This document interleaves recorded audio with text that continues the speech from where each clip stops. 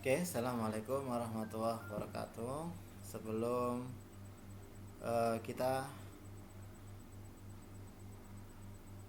pada pertemuan kedua, saya ingin menyapa dulu. Bagaimana kabarnya hari ini? Apa ada kendala baik dari kesehatan ataupun dari eh, jaringan dan seterusnya? Kalau saya harapkan semuanya dalam keadaan sehat dan juga jaringannya lancar ya. Pada pertemuan kedua ini kita akan membahas tentang model-model pembelajaran. Tapi sebelumnya mari kita berdoa terlebih dahulu. Berdoa disilakan.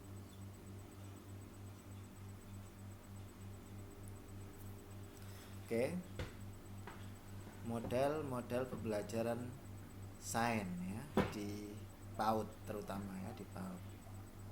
Untuk kompetensi yang akan dicapai yaitu menggunakan pendekatan konstruktivis yang diterapkan pada pembelajaran sains ya melalui model-model pembelajaran siklis, interaktif, integrated ya, terintegrasi. Indikatornya menjabarkan definisi mengajar menurut pandang konstruktivis, menjelaskan peran guru dalam pelajaran IPA ya menurut pandangan konstruktivis, menjelaskan pengertian model pembelajaran, menjelaskan kelebihan dan keterbatasan model pembelajaran interaktif, menerapkan model pembelajaran interaktif dalam pelajaran IPA, menjelaskan pengertian pembelajaran terpadu, menjelaskan kelebihan dan keterbatasan model pembelajaran interaktif, menerapkan model pembelajaran terpadu dalam pelajaran IPA khususnya di PAUD ya, menjelaskan model pembelajaran siklus dengan model pembelajaran untuk pembelajaran IPA di PAUD. Baik, untuk kompetensi indikator sesuai indikator tadi, yang pertama yaitu tentang pandangan konstruktivis tentang belajar. Mengapa kita belajar tentang konstruktivis dalam IPA?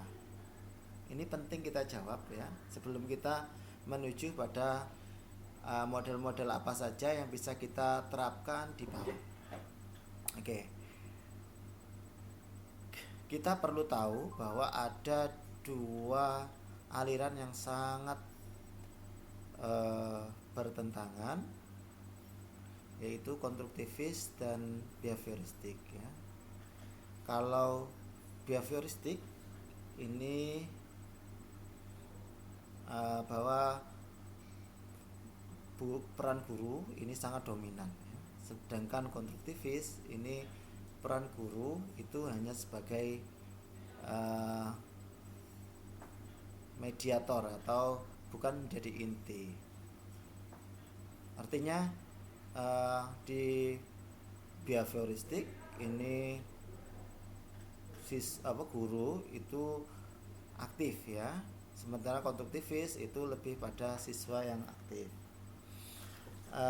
Menurut behavioristik bahwa proses pemindahan ilmu pengetahuan yang dimiliki oleh guru kepada siswa yang masih memiliki sedikit ilmu.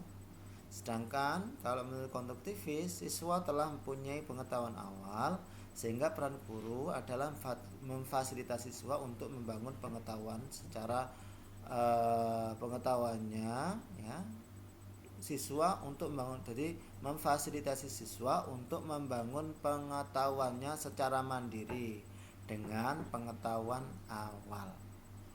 Jadi di sini sangat berbeda. Kalau behavioristik itu anak-anak mungkin dituntun ya, dituntun dari A sampai Z, sedangkan konstruktivis anak-anak mungkin mengenal A, B, tetapi untuk melanjutkan ke tahap berikutnya, untuk pengetahuan berikutnya hanya distimulasi dari yang mereka ketahui tadi A dan B. Misalnya mengeja ya. Mengeja, kalau misalnya anak sudah mengetahui huruf A dan B, maka menurut konstruktivis maka anak-anak tinggal kita minta untuk mengeja dari bekal awal tadi A dan B. Misalnya dengan huruf bisa menjadi aba, ba'a dan seterusnya ya. Seperti itu. Jadi dirangkai. Tapi mereka sendiri yang merangkai, tidak didikte seperti itu. Nah, kalau di dalam IPA ya, kalau behavioristik itu mungkin guru akan menjelaskan ya, misalnya mengenal tentang hewan ya, mengenal tentang hewan. Nah, anak-anak mungkin di dalam behavioristik itu anak-anak dipandu, bukan dipandu tapi ditunjukkan ya, ini ayam, ini anjing, ini gajah misalnya seperti itu. Tapi kalau di konstruktivis enggak. Mungkin mereka akan dibawa ke kebun binatang, kemudian mereka diminta untuk coba cari yang namanya gajah ya, mereka akan membangun pengetahuannya sendiri ya. Atau mencocokkan gambar gajah ini silakan dicari seperti itu. Lah, peran guru di dalam konstruktivis, oh ya, hubungan konstruktivis dengan IPA sangat erat karena sebenarnya konstruktivis itu juga lahir dari orang-orang IPA, karena konstruktivis itu lebih banyak pada mencari tahu, kemudian penyelidikan dan seterusnya. Ini biasanya dilakukan oleh orang-orang IPA, sehingga konstruktivis itu sangat kental dengan IPA ya. Oleh karena itu peran guru bukan lagi menjadi sentral, tapi siswa yang menjadi sentral. Guru hanya sebagai mediator, fasilitator, organisator, dan motivator. Mediator apa? Mediator itu menjadi penengah. Misalnya anak-anak itu kesulitan untuk mencari tahu mana itu gajah, mana itu badak misalnya. Maka guru mungkin memberikan kata kunci, oke, gajah itu belalai, coba cari gambar yang ada belalainya. Nah, itu mediator ya, memediasi ketika anak mengalami kesulitan, tapi bukan langsung ini ya, bukan, tapi masih dikasih peran siswa untuk mencari, untuk berusaha secara mandiri. Kemudian fasilitator itu memberikan fasilitas sehingga siswa atau anak mau belajar seperti itu. Coba sekarang misalnya seperti ini, anak tadi kan mencari mana binatang yang hidup di darat misalnya, mana binatang yang hidup di laut misalnya. Kemudian fasilitasi, jadi mungkin guru akan memberikan kartu-kartu yang acak, yang dimana ada hewan yang hidup di darat, ada yang hidup di laut, kemudian disediakan 2 box, oke silakan dicari ya. Jadi fasilitas diberikan oleh guru. Organisator misalnya mengelompokkan anak, kemudian siapa yang jadi kelompok A, kelompok B, itu organisator. Motivator berarti motivasi, ayo misalnya seperti itu. Atau seperti ini kalau motivasi, kalau misalnya di lava itu ya, gunung lava, kalau ada yang pernah melakukan percobaan ya, gunung lava itu atau yang menarik misalnya ada plastik yang berisi air, kemudian ditusuk dengan pensil, ternyata tidak keluar airnya. Nah, itu akan menjadi motivasi. Kenapa seperti itu. Selanjutnya perlu diketahui bahwa di dalam konstruktivis itu mengenal dengan ada yang namanya struktur kognitif, ada yang konsepsi dan konsep. Jadi menurut konstruktivis itu anak itu sudah mempunyai struktur pengetahuan. Mereka mempunyai bekal awal struktur pengetahuan, dan struktur pengetahuan itu akan berubah sepanjang hayat. Jadi sejak lahir sampai dewasa struktur kognitif yang mereka punyai itu akan berubah ya, sesuai dengan informasi atau pengalaman yang mereka alami. Coba sebagai contoh misalnya kita saja ya, kalau anak nanti terlalu sulit. Coba kita kalau misalnya dari Benowo mau ke Wiyung, coba kalau mau ke dari Benowo ke Wiyung itu lewat jalan apa saja. Sebelum kita pergi, kita mungkin akan di dalam otak ini akan mempunyai struktur otak.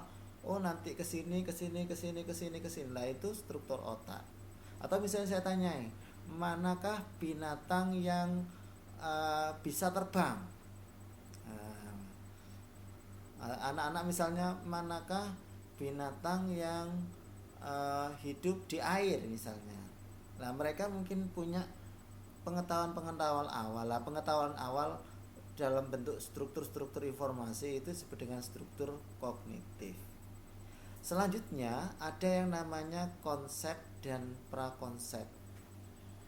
Oke. Itu disebut dengan konsepsi. Jadi gini, untuk konsep itu kan sesuatu yang sudah baku, yang sudah ditetapkan secara bersama, disepakati secara bersama, itu konsep.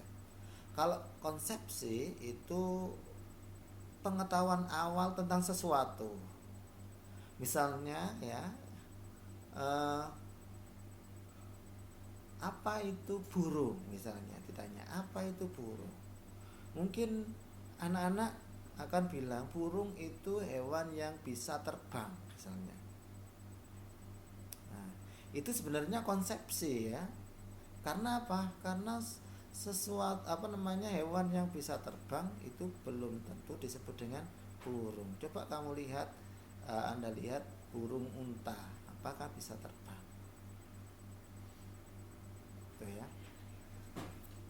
Nah, terus konsepnya apa? Nah, konsep itu abstraksi yang mewakili suatu objek kejadian yang punya contoh, kemudian itu disepakati secara bersama. Jadi konsepsi itu belum tentu benar. Kalau konsep itu sudah dipastikan benar karena itu kesepakatan bersama.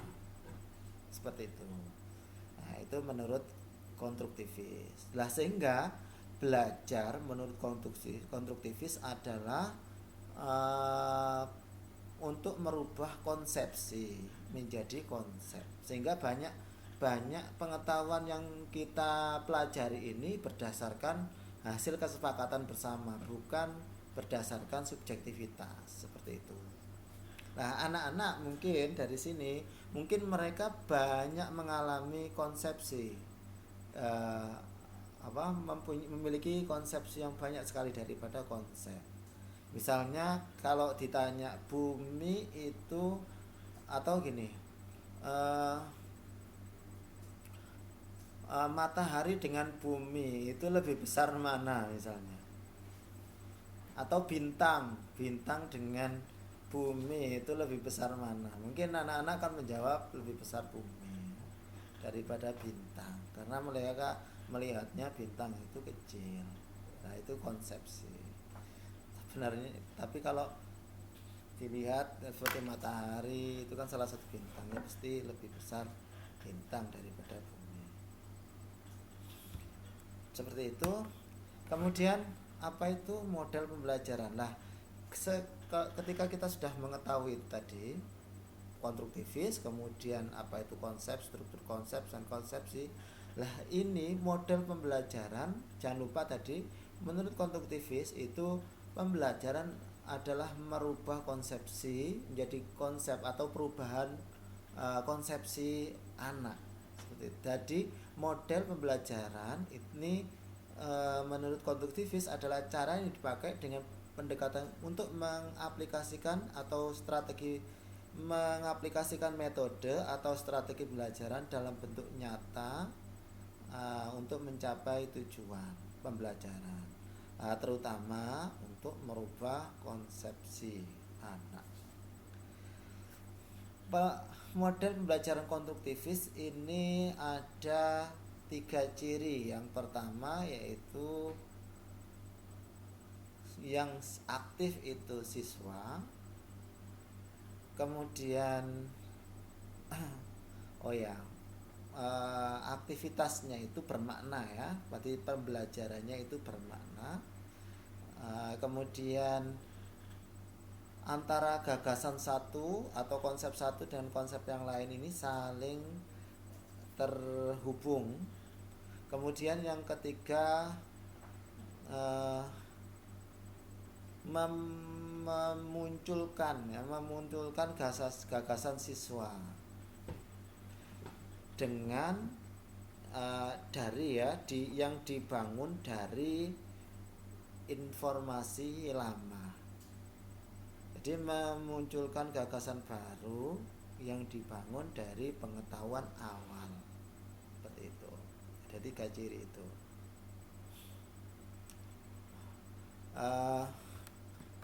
Coba sekarang kita ambil contoh pembelajaran interaksi. Sebenarnya ini inquiry, bisa disebut dengan inquiry atau guided ya, penemuan. Misalnya gini, ini ada model pembelajaran guided atau bisa juga dengan scientific ya.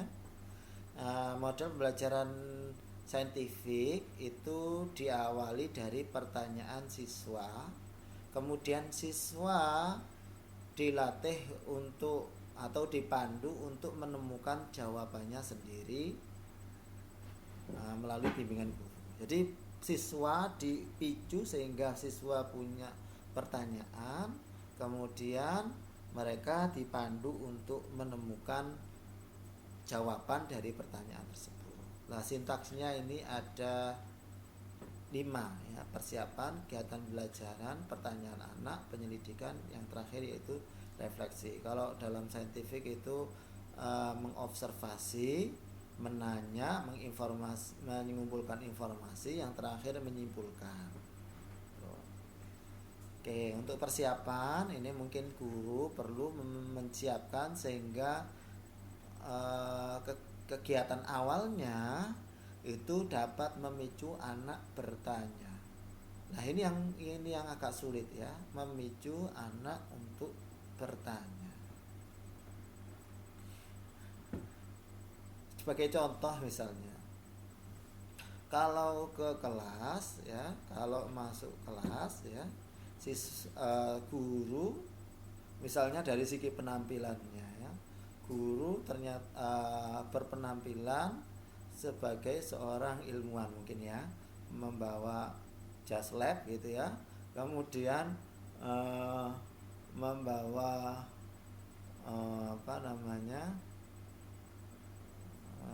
tanaman-tanaman misalnya seperti itu, atau bunga ya. Nah, pasti nanti anak-anak akan bertanya, loh Bu Guru itu apa? Itu bertanya ya, tapi tanyanya ini bunga misalnya. Oke, kemudian anak-anak dikenalkan bunga bunga-bunga misalnya, ini bunga melati, ini bunga mawar dan seterusnya. Atau kalau yang lainnya misalnya bermain air ya, misalnya. Nah, itu nanti pasti anak-anak termotivasi, dan yang memicu anak bertanya itu penting ya. Kan bukan guru yang bertanya ini apa, bukan itu, tapi anak-anak, Bu itu apa. Nah, itu sudah menunjukkan anak mempunyai curiosity terhadap pembelajaran, sehingga kalau sudah itu apa, nah, kita fasilitasi untuk menemukan jawabannya seperti itu. Selanjutnya, model pembelajaran terpadu. Kita ketahui bahwa di PAUD itu ada tema-tema. Nah, tema-tema ini akan saling berhubungan satu dengan yang lain. Inti dari pembelajaran terpadu sebenarnya ingin menjadikan pembelajaran holistik, bukan terpisah-pisah tapi menyeluruh. Misalnya kalau baju gitu bukan hanya yang dipelajari membuat lengan saja, membuat kain saja, kancing saja, membuat keras saja, tapi kalau pembelajaran terpadu itu dipelajari secara keseluruhan, dari membuat kerah, kancing, lengan dan seterusnya. Kalau baju ya membuat baju. Nah, seperti itu. Kalau tidak, khawatirnya kalau tidak tidak secara holistik, nanti ketika dipadukan antara kerah dan kancing dan lengan, nanti kalau terpisah-pisah itu, kalau dipadukan jadi satu nanti tidak sinkron ya, tidak cocok. Akhirnya ada pembelajaran terpadu. Nah, terpadu ini bisa antar disiplin ilmu gitu. Oke. Lah, untuk mengembangkan tema ada beberapa langkah. Yang pertama yaitu mengkaji standar kompetensi. Kalau di PAUD ada STTPA, nanti kompetensinya apa yang mau digali. Kemudian memilih tema sentral yang dapat menjadi payung dari konsep-konsep tersebut yang ada di standar kompetensi. Kemudian buat bahan bacaan atau cerita yang mengacu pada tema. Kemudian membuat bagan konsep yang berhubungan konsep dengan yang lain. Kemudian buat indikator dan kegiatan pembelajaran yang disesuaikan dengan tingkat perkembangan anak. Kemudian menyusun jadwal kegiatan dan alokasi waktu. Yang terakhir yaitu asesmennya atau penilaiannya. Oke, ini model yang lain, misalnya siklus belajar. Ini ada eksplorasi, pengenalan konsep, kemudian penerapan. Jadi anak-anak dikenalkan konsep dulu, baru nanti diterapkan. Oh ya, untuk model terpadu ini kelemahannya materinya memang sangat kompleks sehingga sulit untuk memadukan ya. Bagi guru-guru atau mengembangkan tema ini mungkin akan sulit karena karena gabungan dari berbagai disiplin ilmu. Oke, mungkin ini saja yang bisa saya sampaikan. Nanti kita akan diskusi bagaimana pengalaman bunda-bunda dalam pembelajaran IPA. Nanti tolong komen di bawah.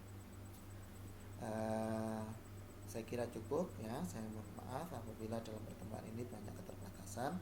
Nah, kita akhiri dengan membaca doa. Berdoa disilakan.